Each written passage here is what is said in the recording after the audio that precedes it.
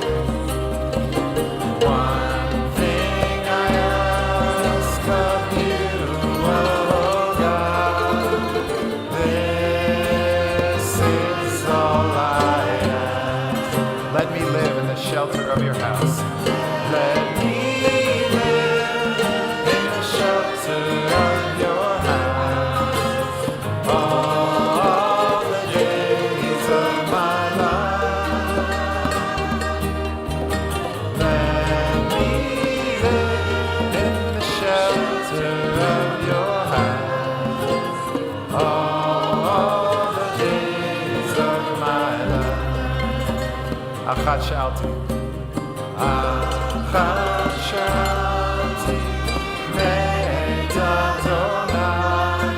Otav Hakeh. Achat Shalti. Met Adonai. Otav.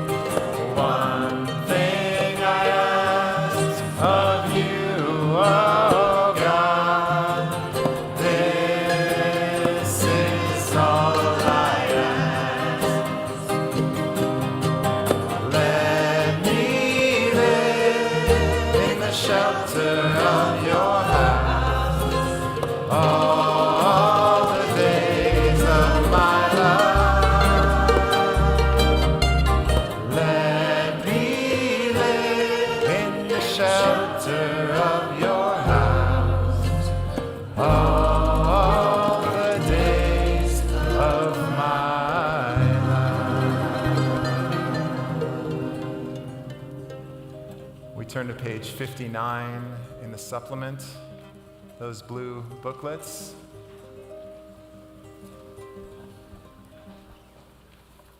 Create a pure heart in me, great Spirit. Bless you. Create a... sorry.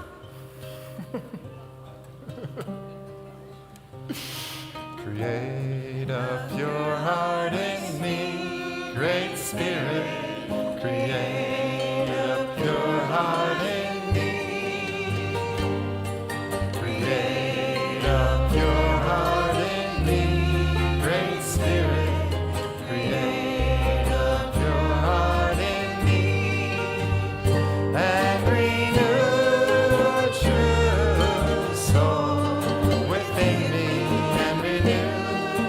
True soul within, and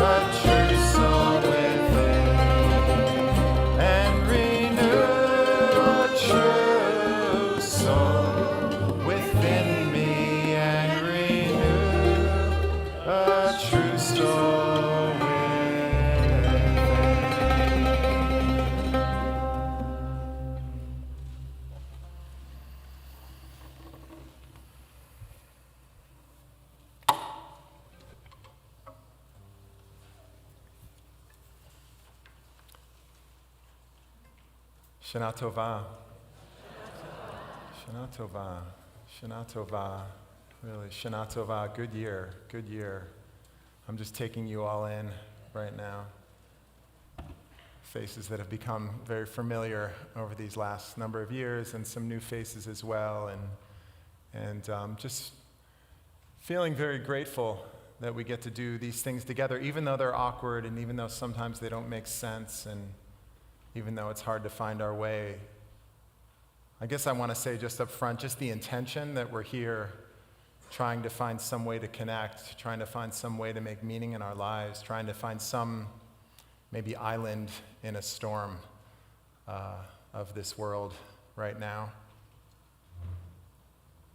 Maybe some island in a storm of your life right now. I mean, that's the thing. I was feeling grateful today for the ways in which Jewish tradition, and I think this is really true in general, about wisdom traditions in general, is that they give us permission to experience multiple emotions at one time. You know, it's not like, okay, either it's the joyous time, or it's the sorrowful time, or it's the fearful time, or it's the grateful time. It's like it can be all those times. And sometimes it is, obviously, one more time than another, but really the invitation, I mean, it would kind of, if we just were able to kind of see some kind of chart mapping all of our emotional reality right now in this moment, it would just kind of blow all our minds right here, and maybe we wouldn't need to say anything.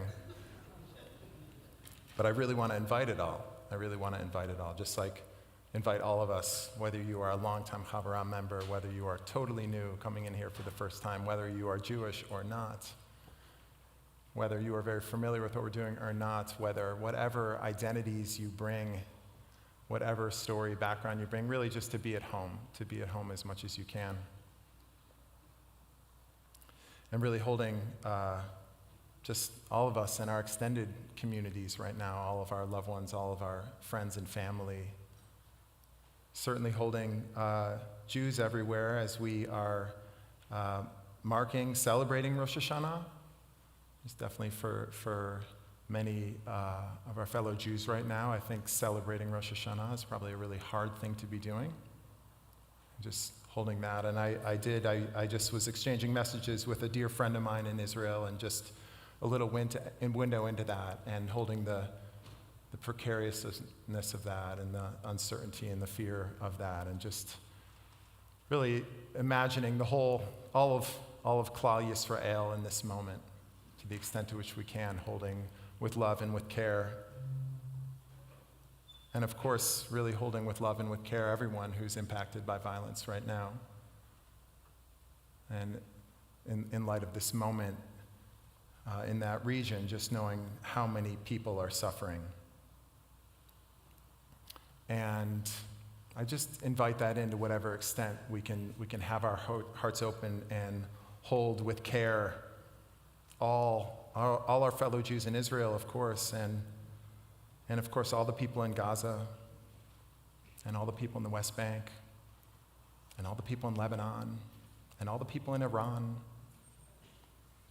And I just think about John Powell has this beautiful line about being hard on systems and soft on people, and I just find myself going back to that a lot, like all the human beings right now who are simply really just wanting to live their lives in safety. And I would say for the most part, we're able to do that here, and that's a blessing. And so may our prayer really spill over, radiate out in the ways that it needs to. Prayers for safety, prayers for well-being, prayers for compassion, prayers for wisdom. May we as humanity deepen wisdom in the year to come. May we deepen wisdom, the kind of wisdom that helps us to see that actually there really is no one who's truly other. And so may we find our way into a deeper understanding of that in 5785. And may we appreciate what we have right now in this moment. And so just inviting us each to take a moment as we begin these 10 days together, days where we'll be examining and thinking, and how do I want to be doing better, and how do I want to be more loving and more caring, and all the things that we aspire to begin. I always want to begin right here with gratitude, with locating the gratitude for what I have and for who I am, each of us, that we are each whole right now just as we are, just as we are. So let's locate that gratitude. We'll sing together page 54 in the supplement. Limnot Yamenu, otherwise known as treasure each day.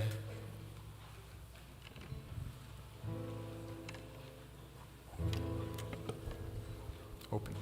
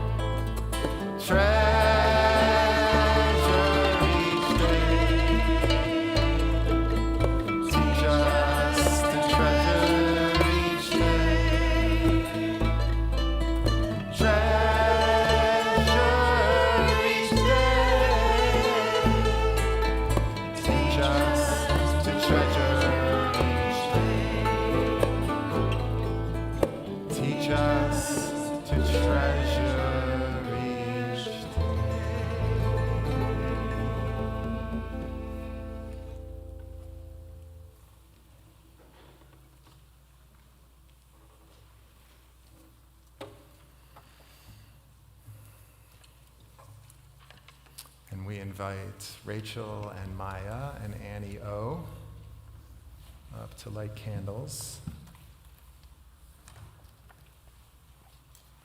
And I think you can follow along in the Siddur on page 28. Sorry.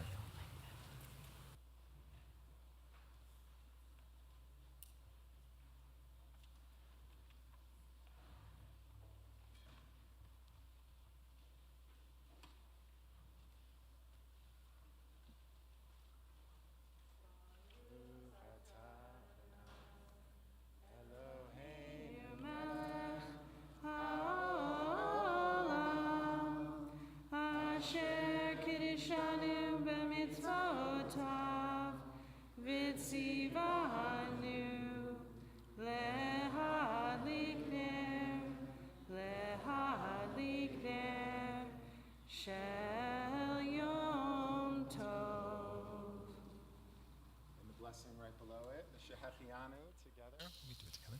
Baruch atah Adonai Eloheinu melech haolam Shehechianu v'kiyamanu v'higianu lasman hazeh.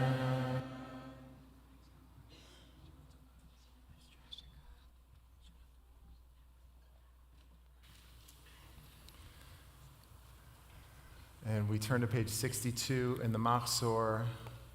If you are able, please rise as we chant the Baruch Hu. Ya ya ya ya ya ya ya ha ya ya ya ya ya ha ya ya ya ya Barechu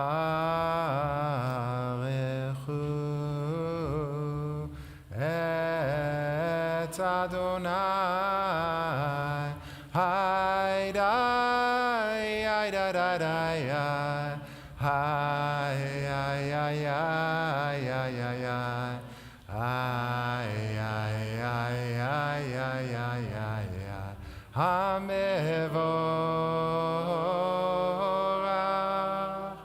Baruch Adonai Hamevorach Leolam Vaed Baruch Adonai HaMevorach Leolam Vaed.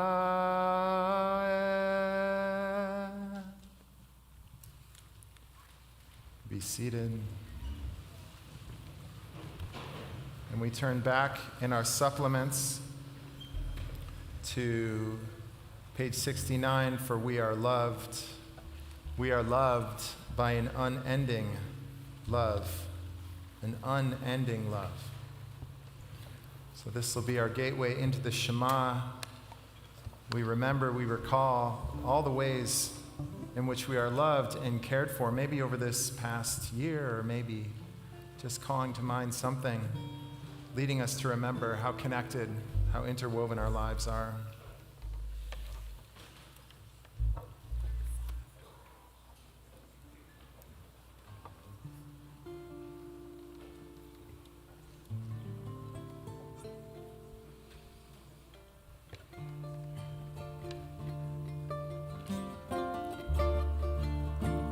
We are loved, loved, loved by unending love, an unending love.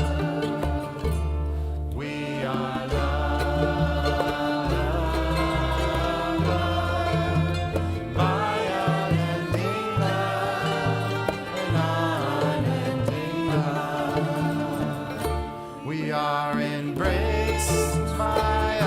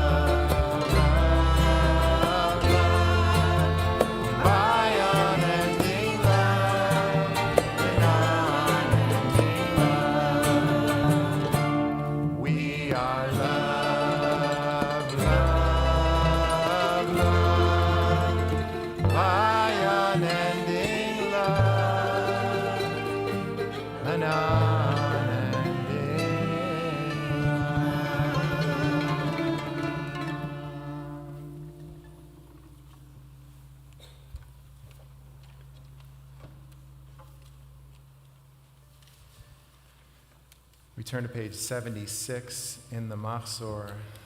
We take that unending love, however we can locate that, or just the yearning for that unending love, or the awakening in whatever we can as we call out the Shema together on page 76.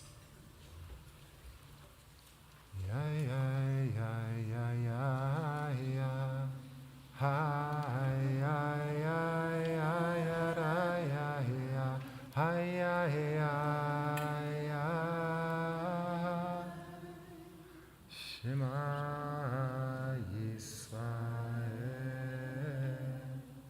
Adonai Eloheinu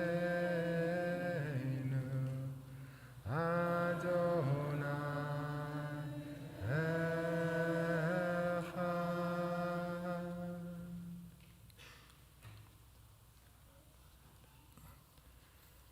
And we'll continue now the third line down in the Hebrew and the transliteration, this instruction to love with our whole hearts, with our whole being, with everything we have.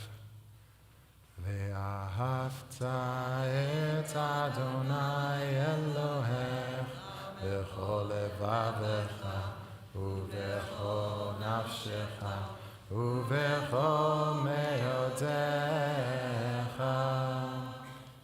ve'hayu hadvarim ha'ele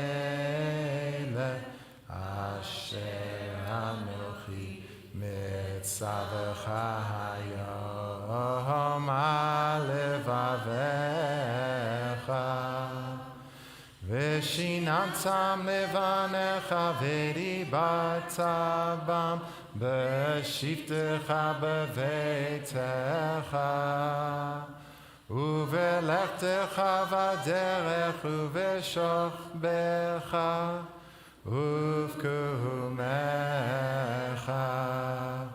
ukshatam leota yadecha v'hayu letotafot b'neinecha uchtavtam amezuzot beitecha uvisharecha.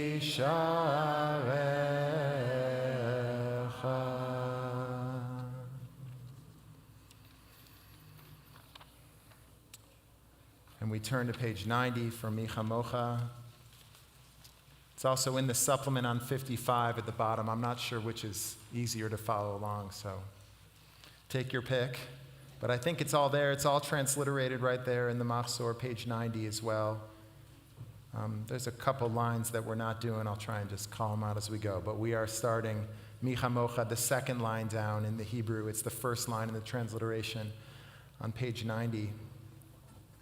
And, as I said earlier, the different emotions that we hold. And it's also, this is obviously our song from the Passover story, our story of liberation. And it's also so pertinent right now because the journey of tshuva, the journey of returning, of making amends, of becoming more who we are is so much about what do we need to leave on one shore so we can get to the other shore? What do we not need to carry with us anymore? And so that might be something just to, as we go soon into our first silent period, just to maybe an inquiry. What is it I need to leave by the shore as we pass over into this new year? So Micha Mocha, page 90 in the Machzor, 55 in the supplement.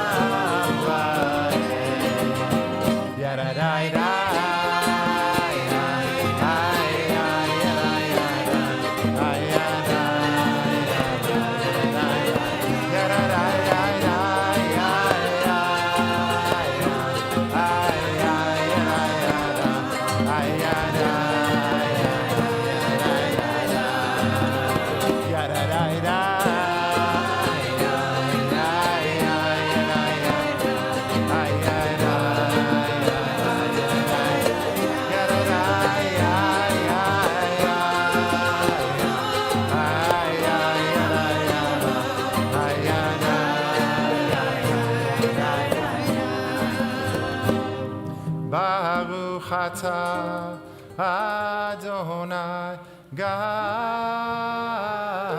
Yisrael.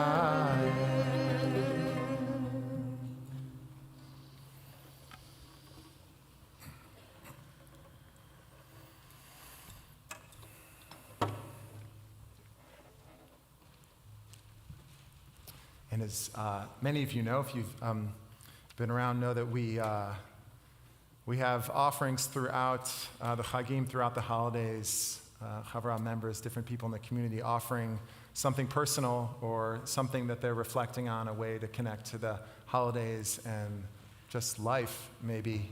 And so we'll have several of those throughout the holidays. And so invite out for our first one now, Denise Rosenthal.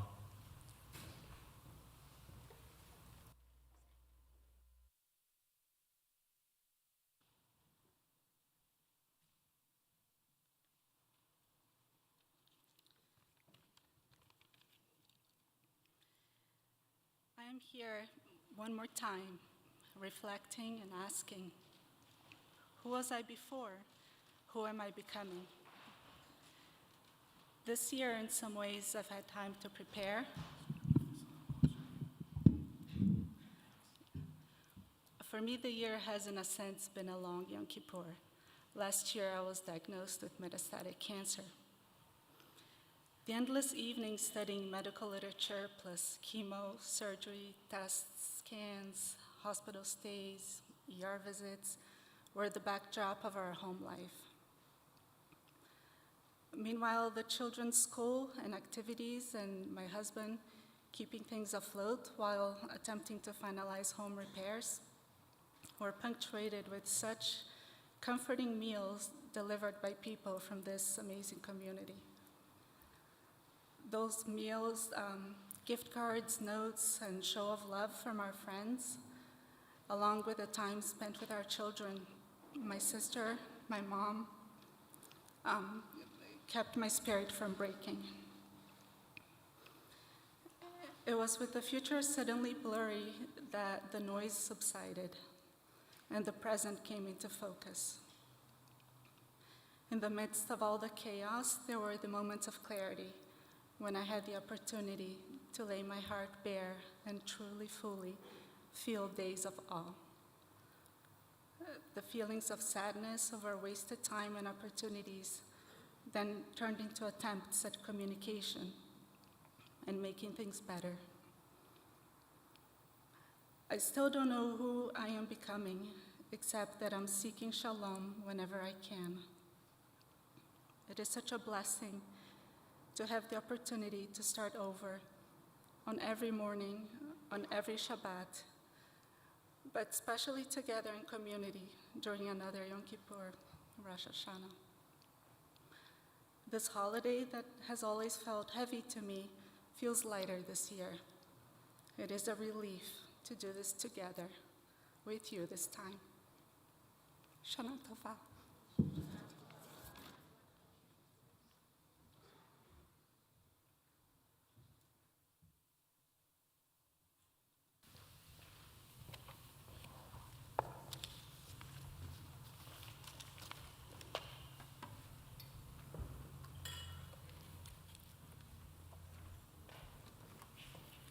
Page 68 in the supplement at the top.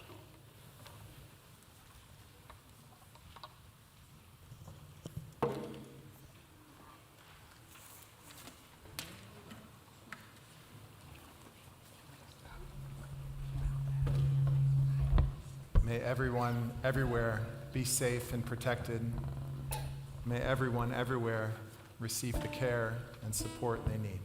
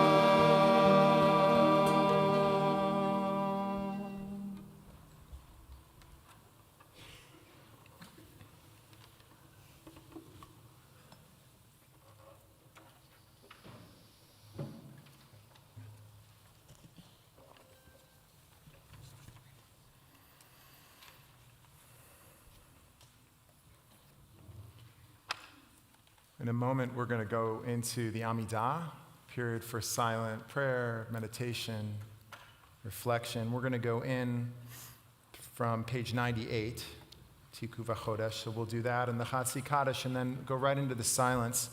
The silent Amidah, if you want to use the words that are in the Machzor, page 104 through 126, right after that, 127 has some alternatives. But I really want to invite us to listen to our own hearts. And I want to do that tonight, and I want to do that really throughout these days, to really listen to your own heart for what is needed.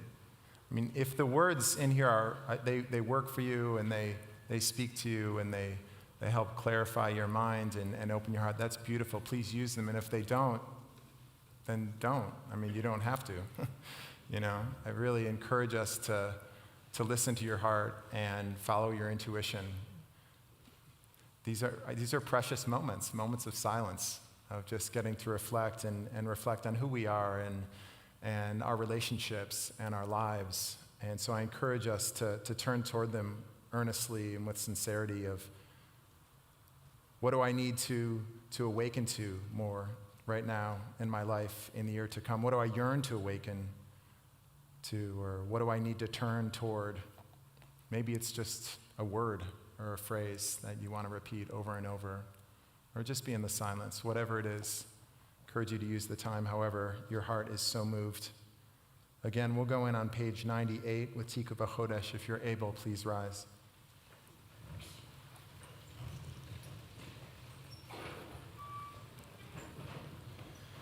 Tiku v'chodesh shofar b'kesel yom chagenu ki chok leYisrael hu mishpat leElohei Yaakov. Page 100. Yitgada v'yitgada Shemei Rabbah v'yamad divrach chivutei v'yamlich malchutei b'chayecha וביומך ובחייך בית ישראל בגלה ובזמן קריב ואמרו אמן. יהי שמי רבה מברך לעולם עולמי עמיה יתברך יתברך וישתבח ויתפאר ויתאמר ויתנשא ויתהדר ויתעלה ויתהלל שמי דקודשה בריחו לעילה לעילה מכל ברכתה ושירתה תושבחתה ונחמתה דמירן ביעלמה ואמרו Amen.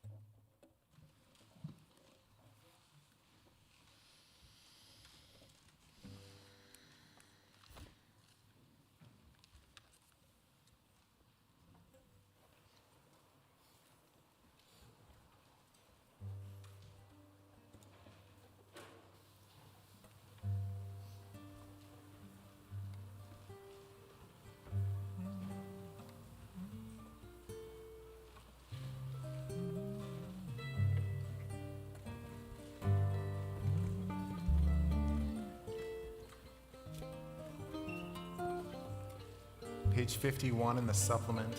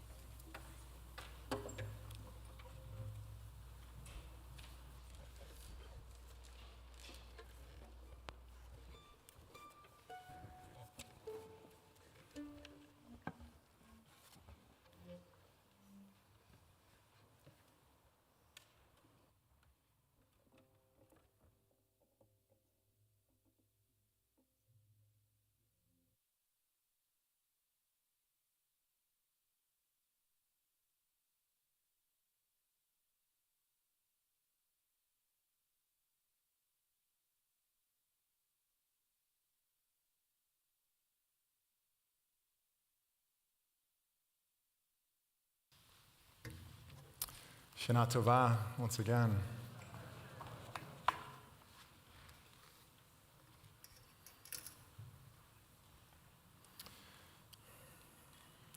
There's a place in the Torah called Be'er L'chai Roi.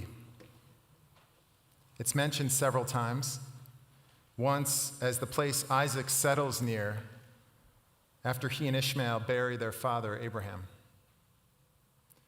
It's a place associated with grieving, which is something I've been reflecting on a lot lately. Grief and its relationship with solidarity, building and nurturing connections among and across communities. We first encounter Be'er L'Chai with Hagar when she is met by an angel at a well after fleeing from Sarai's abuse. The angel speaks to her gently, and she departs feeling witnessed. And she called Adonai, who spoke to her, "You are El Roi," by which she meant, "Have I not gone on seeing after God has seen me?" So the well is called Be'er L'Chai Roi, well of the living one who sees me. A little later in Torah, we're told that Isaac has just come from Be'er L'Chai Roi, at a time when he is grieving for his mother, Sarah, and no doubt wounded from his violent near death at the hands of Abraham. The medieval commentator Sforno says about this that Isaac had gone, quote, to pray in the place where the prayer of his mother's servant was heard. To pray in the place where the prayer of his mother's servant, Hagar, was heard. Now, on the surface, Hagar and Ishmael, her son, are banished from the family. They're no longer part of our story, so to speak. But here, and it's not the only place, this is challenged. Because Sforno's comment begs the question, how would Isaac have known about Be'er L'Chai Roi? It's not a literal question. There's no truth to uncover. My point is that this strain of our tradition suggests that those broken family lines actually remain connected. The obvious answer to the question, how did Isaac know, is that Hagar or Ishmael told him. They told him about this place. They shared with him Hagar's experience of feeling seen and heard there at Be'er L'Chai Roi. On the surface, the Torah is tribalistic. Yet the authors, our ancestors, snuck a lot through the cracks that expands the story and invites us to widen our sense of who we are. Inscribed in our origin story are remembrances of how our circle of belonging is larger than we often think. As Jews, we bear a lot of messages saying the opposite. For sound reason. Persecution, exiles, and a long list of catastrophes have shaped a sense that we are alone in the world, fundamentally unsafe alongside others, which at times we have been. We'll come back to this. For now, I want to pick up where we were. Shortly after we read about Isaac coming from Be'er L'Chai Roi following his mother's death, Abraham dies. As I mentioned, after burying him with Ishmael, Isaac returns to settle there. So Be'er L'Chai Roi is a place where Isaac grieves trauma and loss, a place he presumably was invited into by his brother's mother, Hagar, herself abused and banished by his parents. I imagine it as a locus of comfort and refuge, where one's hurt and grief can be held so unequivocally and lovingly that others' grief and others' humanity are likewise beheld and honored. This practice of grieving and bridging through grief feels like increasingly essential technology for us as a people and as a species as we travel through this tumultuous era. An era that, through wholehearted grief and other wisdom practices, might also have the potential for transformation.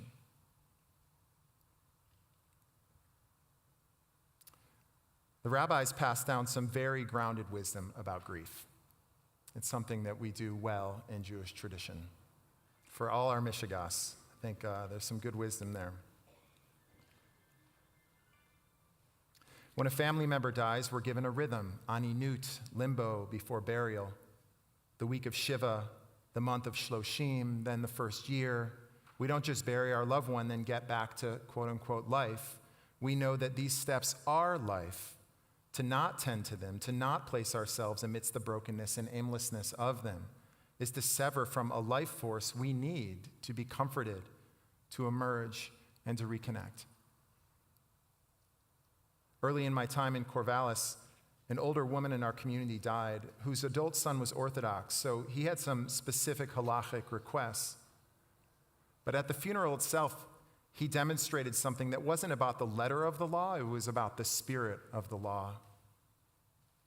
He walked into the sanctuary as the funeral was about to begin wearing an old, worn-looking, short-sleeved plaid button-down with a huge rip down one side of the chest. Many of you know the ritual of kriya, tearing, in most of our cases, a black ribbon that we've pinned onto our shirt. The original ritual was to rip the garment itself, symbolizing the tearing of our hearts. And that was how this woman's son was observing it, as directly as possible, understanding that the tearing of material represented the tearing of his heart, and knowing it was designed to help him do that. So he took his old shirt and he ripped it, and he walked around with a huge flap of ripped shirt dangling. He looked ragged, not entirely together. As he walked up to the bima to give his eulogy, he had the copy of his words in one hand and a box of tissues. I remember this big box of tissues that he had in the other. His talk was punctuated by audible sobs, wiping his nose with the tissue, more weeping and wailing, laying the box of tissue back on the table. It was as if he was following a prescription. Not that he was manufacturing the feelings, but that he was not holding himself back in any way. To me, it felt like this public grieving was a medicine he knew to take. I don't want this story to be misunderstood. We don't all have to grieve like that.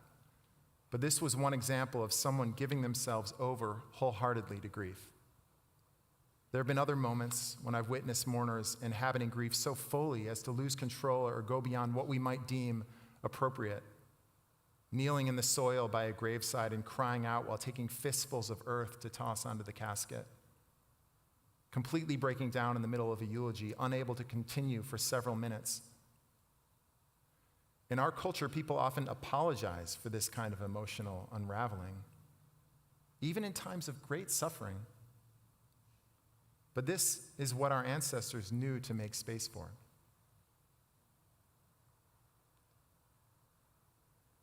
In November, the Othering and Belonging Institute hosted a webinar called Across Lines, Grief.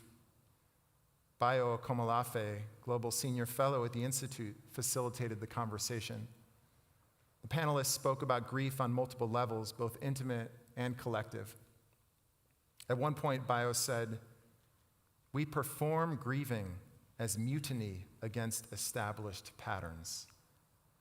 As mutiny against established patterns. We perform grieving, he went on, as a form of errancy, E-R-R, errancy, as a strain away from politics as usual, as a making space for our bodies to do different kinds of things in the world. He's suggesting that grief, by definition, changes us, breaks patterns, makes way for us to perceive one another more completely. Ali Abu Awad grew up in the West Bank in an activist family, aggressively resisting the occupation. After serving 2 sentences in Israeli prisons, he was shot in the leg by an Israeli soldier, then learned that his brother had been killed by one. This catastrophe sent Ali on a journey of great rage, yet one that ultimately transformed into a path of nonviolent resistance. A key moment was when an Israeli couple who had lost their son in a terrorist attack called his family and asked if they could come over. As they all sat together and shared their stories of loss, he watched the Israeli parents cry. "I had never seen an Israeli cry," he later said. "I didn't know they could. The entire IDF could not have stopped me from throwing stones during the first Intifada, but one single tear of an Israeli parent prevented me from going on a rampage." The encounter Ali is describing was with leaders in the group Parent Circle, Bereaved Families Forum. For them, the grief that each person shares, even across profound differences, is a bridge through which they come to understand each other. Like Be'er L'chai Roi, the space in which they each can grieve is also the locus of connection, where they refuse to surrender each other's humanity.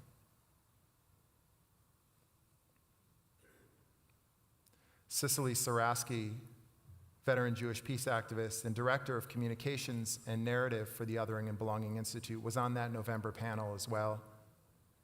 She spoke movingly about the most personal of losses, her 18-year-old son dying a few years prior. In the moment that it happened, her neighbor, an Egyptian Muslim woman, heard Cicely and her wife crying loudly and came over to see what was happening. They had just found their son. And when the neighbor arrived and saw them all, she just wailed, Cicely said. She just wailed, and in the most alone moment of my life, I will never forget that expression of solidarity and love and accompaniment. I love how the word solidarity sounds along the words love and accompaniment. We generally think of solidarity as a political act, which of course it is, but we can lose sight of the heart-centered potential of that word. Just as Cicely's neighbor was performing an act of loving, caring solidarity, so our solidarity on a larger scale can be driven by love and care, by our hearts breaking for the ways in which any people are harmed and dehumanized, moving us to take steps to accompany them however we can. Which leads me to reflect on what solidarity means for us as Jews right now. Solidarity of others with us and our solidarity with others. And to do that, we have to consider our experience of and our conversation around anti-Semitism, which can feel like a barrier to solidarity, but has the potential to be a bridge. As we know, anti-Semitism has been on the rise for several years. White nationalist leaders have gained power, and the ranks of their followers have grown and become increasingly bold. Of course, in the US, this is manifested most horrifically in the Tree of Life massacre, and recent years have seen other physical attacks, including here in our own community, as well as vandalism and harassment that I know has impacted many of us.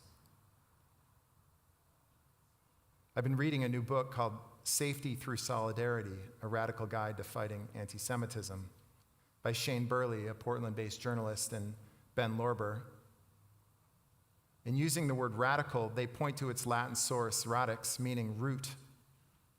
Only by understanding the root causes of this form of oppression, they write, can we work to tear it out at its roots. So they delve into the origins of anti-Semitism, how it first arose, how it has been maintained throughout the generations.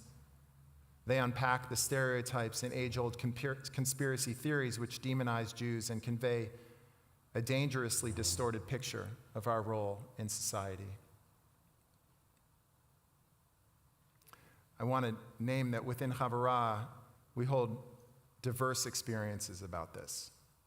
I've spoken with many of you, and so I can tell you that there is a very wide range in our community in terms of how we each do or do not experience or perceive anti-Semitism right now. I wonder if we can pause, though, and simply hold the fact that so many of our hearts feel shaky during this time. I wonder if that's possible.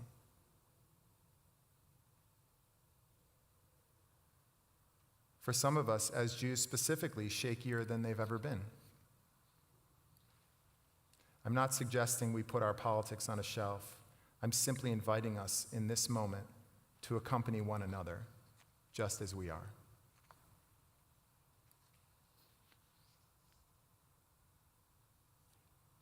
As part of their analysis, Burley and Lorber assert that in the Jewish community, we tell a story about anti-Semitism that hinders our ability to fight it. And that story says that anti-Semitism is eternal that in non-Jewish society it has always been and will always be, and there's not much we can do about it.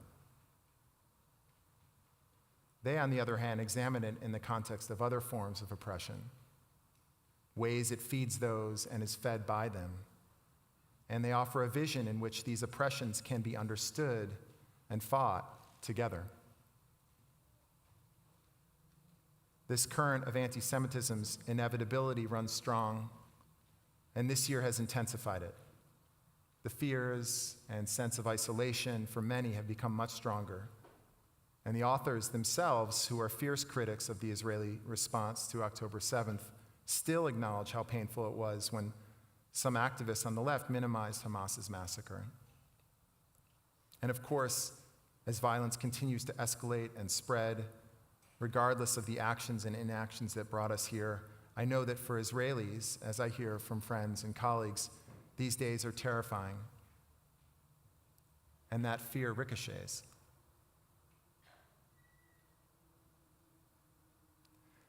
As I hold our particular experience within the Jewish community right now, I can see how, through the vulnerability and precariousness in this time, a narrative is being reified that is not objectively true, which is that we are ultimately on our own. I believe that solidarity is not only necessary, but profoundly possible. And I'm shaped by my personal experience here. I, of course, have seen how some on the left have shown disregard for Israeli lives and in ways for Jewish humanity. But I have felt my closest interfaith partners alongside me every step of the way this year. Leaders passionately calling for a ceasefire, yet checking in with me often, inquiring about my experience, the experience of our community, some of them diligently mindful of how anti-Semitism can show up. I have not felt an absence of allies. And I share this to say that all of this is true. All of it. We can't and mustn't shy away from countering anti-Semitism, for our sake and for everyone's. And we also need to see and embrace the genuine care and allyship that is available to us. We have a choice about whether to really lean into building bridges right now, especially with other communities who have been marginalized, some much more than the Jewish community in this country. One of the key learnings in solidarity work is that communities who are targeted are often pitted against each other by those in power looking to consolidate that power. Anti-Semitism in particular, as Eric Ward and others have explained, has been used for generations to drive a wedge between oppressed groups, to derail movements of people working for freedom and justice. Is solidarity risky sometimes? Of course. We don't get assurances that things will always feel safe for us. But I often think about what it's like for the most marginalized groups to organize in coalition. Groups who face unending racism or other forms of discrimination. Do they wait until all of their potential partners have learned and grown so that they're guaranteed to not face harm from their allies? If that were the case, some communities would never, literally never be in coalition. If there was a path through this that didn't involve risk, we'd all be on it.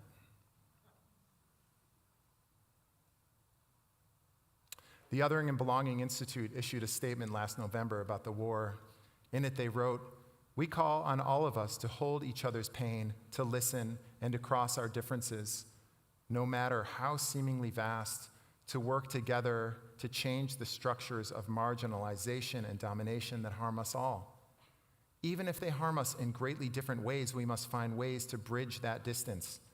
When we honor each other's unfathomable grief, we reclaim each other's humanity."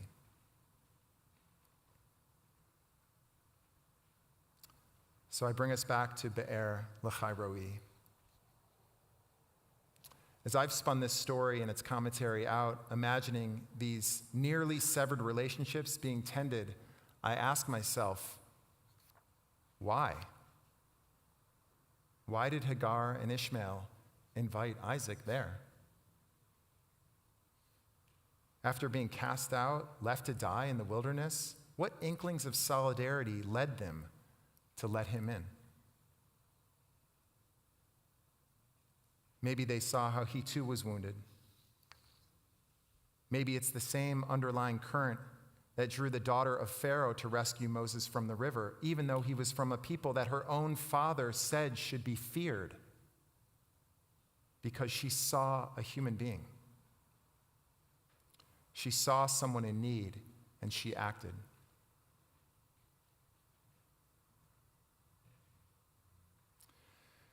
You know, friends, I don't know if we have much choice at this point except to learn to live together. Not to tolerate and endure, but actually to radically accompany one another. And what I'm suggesting is that it's not something that goes against who we are. It's a capacity we first nurtured long ago, and one we have practiced, albeit intermittently, throughout the generations. But in ways that will take breaking from how we are conditioned, will demand a mutiny against established patterns.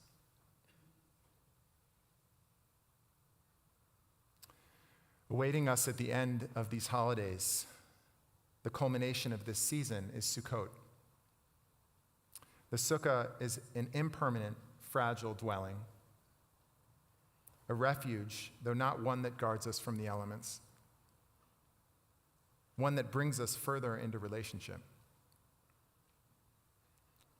As fall descends around us and we feel perhaps the sweet grief of those changes, we might also feel ourselves drawn more fully into solidarity with one another, reminded that we will only be safest in a safer world.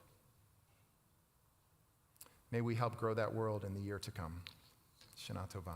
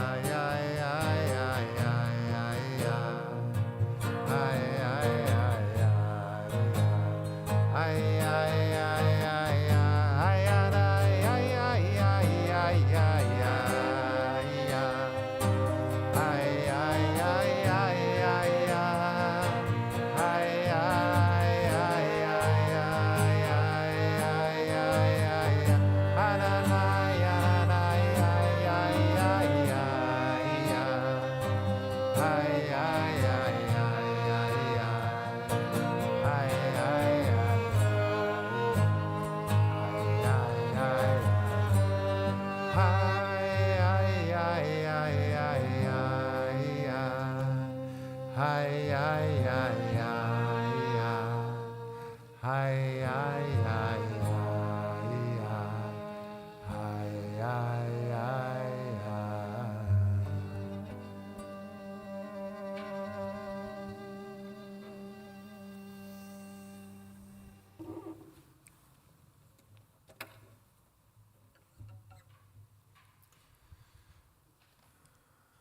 We turn in the Machzor to page 1202 for the Aleinu. If you are able, please rise. Aleinu l'shabeach la'adon hakol, la'tet gedula liyotzeh breshit, shenatan lanu torat emet, v'chayei olam nata b'tochenu, v'anachnu kovim, u'mishtachavim u'modim, lifnei melech malchei hamlachim, HaKadosh Baruch Hu.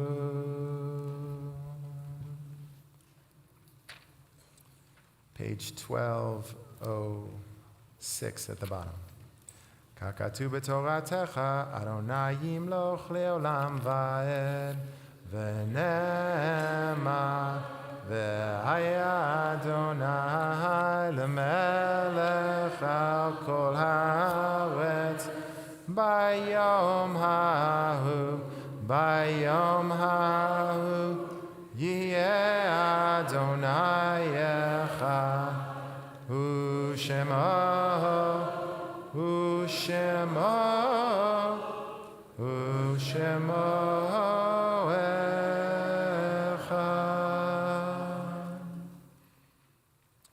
We turn to page 1216 for the Mourner's Kaddish.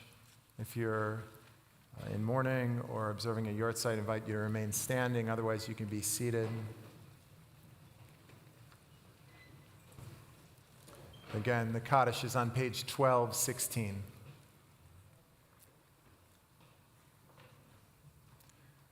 Yitzgadal v'yitzgadal shemei rabbah v'yalma divrach yiruteh v'yamlich malchuteh b'chayechon v'yomechon Uvchaye Techol Beit Yisrael, Va'agala Uvizman Kari V'Imeru, Amen.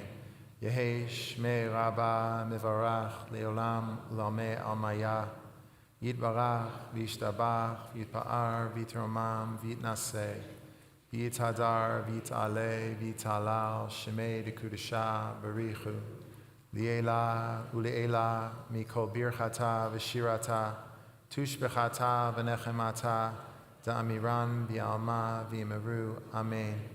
Yehi shlama rabba min shemaya, v'chayim aleinu v'al kol Yisrael, v'yimeru, Amen.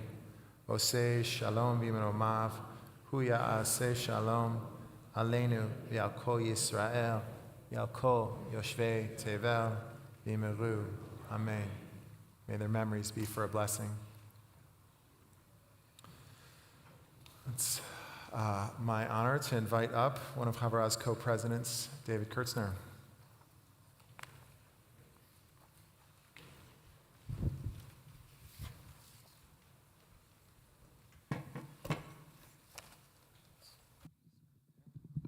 I don't think you need to be as close to these as No, we Havurah was. tried it out before. It worked pretty well. I want one of those headsets, though, next year.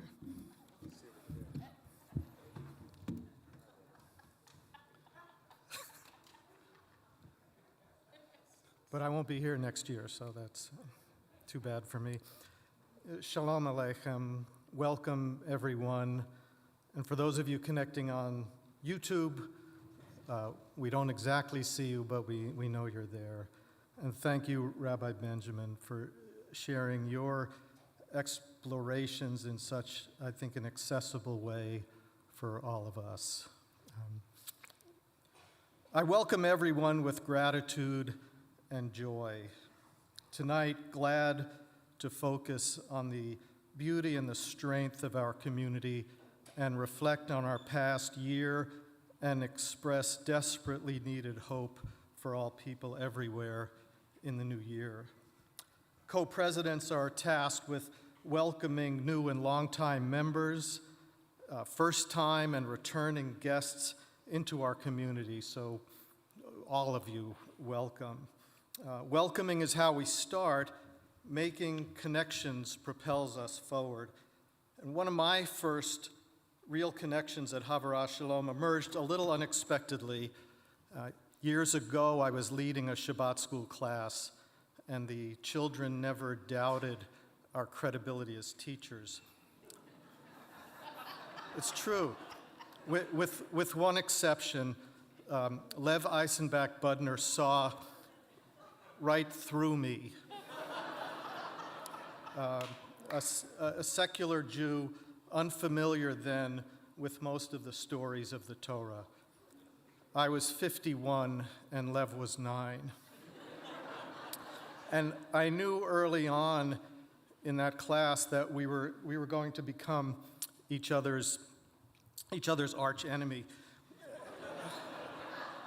And I knew why. It was because Lev was prepared for Shabbat school. He went to the Portland Jewish Academy. And I was not prepared for Shabbat school because before each class, I went to myjewishlearning.com. And this came to a head one Saturday when I previewed with my guitar strapped on the song Dona Dona. And confidently, but with absolutely no research whatsoever, I told the class it was an ancient folk song. See, you would have known. Lev corrected me with the utter disdain that only a 9-year-old who goes to PJA can express. He said, that song was actually written in 1941, David, as a metaphor for the Holocaust, and Lev was right, of course. And in that humbling moment, I think I made my first real Havurah connection, which was with myself, recognizing that I needed to learn more about Judaism and Jewish history and about this community, and ultimately about how I could contribute in whatever ways were needed. One day we invited Mimi Epstein into our class to share the history of our community, and I started to understand how much so many people have given or have sacrificed to build this community. And for those of you who have been here from the beginning, I just express gratitude. The I in my story might easily be any of you in your story. Jumping to today, you participate in wonderful Elul classes this past month, reflecting that we are a community of learners and teachers, and you make connections. You engage in Jewish practice through our adult B'nai Mitzvah program or the lay-led Shabbat morning study classes, and you make connections. You are a teenager helping make blankets for the homeless, and you make connections. And many of you, 110 members of our community, in fact, joined a gathering circle a few weeks ago, listening respectfully and thoughtfully as we shared sometimes painful perspectives trying to figure out how to commemorate October 7th. And even in disagreement, people made connections. I am describing the woven fabric that is Havurah Shalom. Think about the thousands of connections we make here, a system of roots holding us together so that through our struggle, we grow. We struggle because we bring the real world into our community, and we take our community into the world to work for peace where there is war, to bring comfort where there is poverty, to bring faith and hope where there is desperation. And always we celebrate together the joy of the new year. So as I conclude, I am obligated and willing to note that to keep our vital work alive, we need engagement in many forms, to expand our facilities and our office space and to support our hardworking staff. These are the goals of the Wings of a Dove Capital campaign, which you can learn more about on the inside cover of the supplement. But more immediately, look around you and recognize the time and the care it takes to put our high holidays together. This is the largest community event of the year, one that is ever more welcoming and inclusive, and recognize that we need lots of help to make this happen, lots of giving. So if you can, scan the QR codes, if you know how to do that, or go to the website, which I know you know how to do, and find the High Holidays page and scroll down and hit the button and do that. Or fill the envelopes out if you're a traditionalist. We are so deeply grateful. And I kept thinking that I wanted to conclude with something maybe deep and profound, and I don't know that I really have that in this moment, but I do know that I feel happy when I sing, and even true for sad songs. It helps me feel connected when the world seems to be teetering on a precipice, as it is now. So for the voices we will no longer hear, and with a grateful nod to my now grown-up friend, Lev, you can help me if you wish with a chorus, or just listen if you wish and feel the connection, and I'll try to do this. How the winds are laughing, they laugh with all their might. Laugh and laugh the whole day through, and half a summer's night. Dona, dona, dona, dona, dona, dona. Dona, dona, dona, do. Dona, dona, dona, dona. Dona, dona, dona, do. I have to say that was far more beautiful than I even had imagined it might be. We are so fortunate to live with order, however fragile. I encourage you to become part of any good community. Share of yourself. Make connections. You are likely to get back so much more than you give. Shana Tova.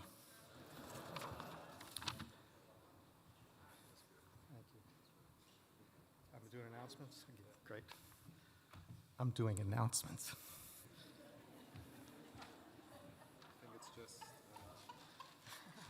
It's just these. Okay. Yeah, Just the front page. Just starting from here. Yes. Yes.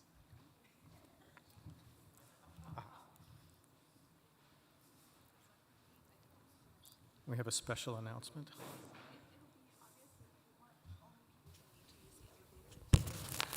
So one of the elevators is stuck. So obviously, people who need to use the elevators have utmost priority to do that. And if you're able to take the stairs, please do that. And, yeah. Excuse me? I'm sorry. Did you have something to say? You go next week. Okay, I think here we go. Okay, so announcements. Tomorrow, we will be back here at the Tiffany Center. On Friday, we will spend second day Rosh Hashanah at the Havurah Shalom building, 18th and Kearney. Services on that day, that's Friday, will be followed by a community potluck luncheon. All are welcome. Number 2, Rosh Hashanah family services for families with children under 5 take place tomorrow at 9:30 a.m., and another service for families with children over 5 will take place at 10:30 a.m., both here at the Tiffany Center. See your service supplement or our website. Number 3, there's a big one. Childcare is free. Drop-ins are open as space allows. You will find childcare on the second floor and at our building on Tuesday. The teen break room is open tomorrow morning and afternoon for teens to socialize a little, not a lot, socialize a little, read, and take a rest. It's on the 3rd floor. As part of our shofar service tomorrow, we will have a special children's aliyah at approximately 11:30. All children and parents, if needed, are warmly encouraged to come to the bima for it. Then please hang around to hear the shofar shortly after. 6, Come to Tashlik at Foothills Park in Lake Oswego with us on Sunday at noon. We'll sing and have a little potluck. See your service supplement or our website. And finally, the Tikkun Olam Committee is continuing its commitment to supporting the valuable work of our partner organizations and others by collecting items for Rosehaven, Portland Food Project, and Lift Up. You can find a list of items needed and more information about this important work in the supplement. Please bring items to place in the donation bins on the 4th floor, which I believe is this floor. Thank you. You crushed that. I crushed That it. was, Excellent. That's all. L'shana tova tikatevu. May we each be inscribed in the ways we truly need. May our hearts be open. May we feel ourselves connected, accompanied, loved, and cared for. And may we each find our ways to be part of a safer, more secure world in the year to come. May all those who are living in fear be protected. All those whose rights are denied be granted freedom. May we truly find a way to care for one another, to create a world that is more loving and just. Amen. Page 37 in the supplement at the bottom.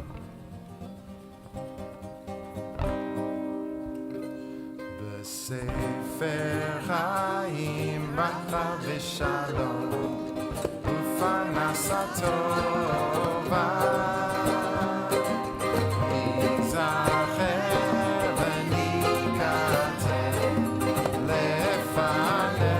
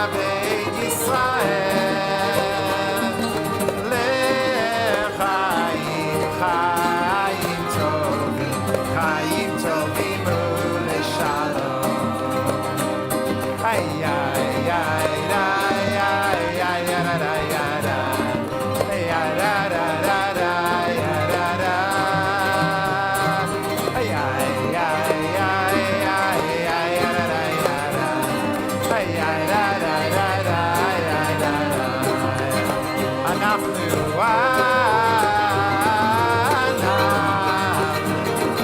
Chol Amcha Beit Yisrael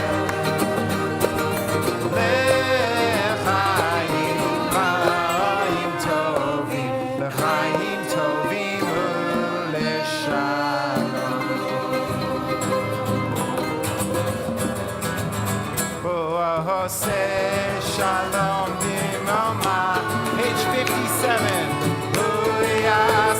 Shalom aleinu, ve'avot Yisrael, ve'avot Yoshvei Tevet, ve'imu amen.